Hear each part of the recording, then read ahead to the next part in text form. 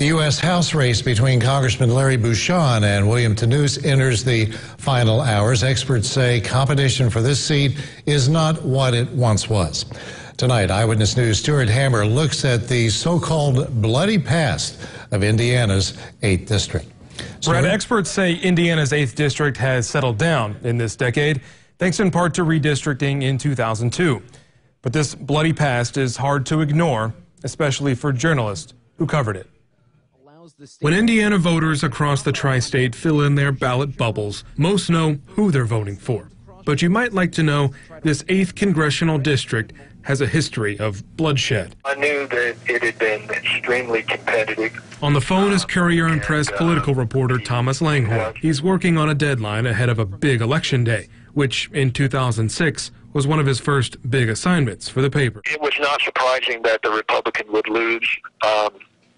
It was a large margin, and I wouldn't have been surprised by anything that year. The Bloody Eighth, our district is called. It's had national coverage, written in the Wall Street Journal, New York Times, and more. Republicans and Democrats have a history of flip-flopping in office, and maybe the most intense battle at polls unfolded in 1984. Democrat Frank McCloskey and Republican Rick McIntyre were entangled in a recount that ended with a McCloskey win by just 4 votes. That bloody reputation flowed into the 2006 campaign. The main issue at the time, overshadowing everything, was the Iraq War.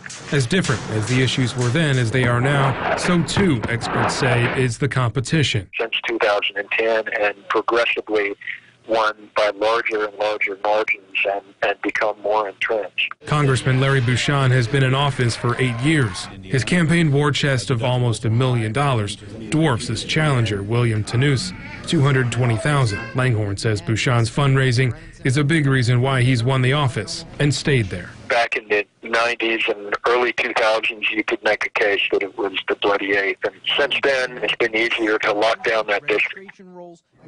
In 2006, Brad Ellsworth defeated John Hostetler by a 22-point margin. It was the biggest loss by any House incumbent that year. Bucshon has increased his margin of victory every year since he won the office in 2010. In the newsroom, Stuart Hammer, Eyewitness News.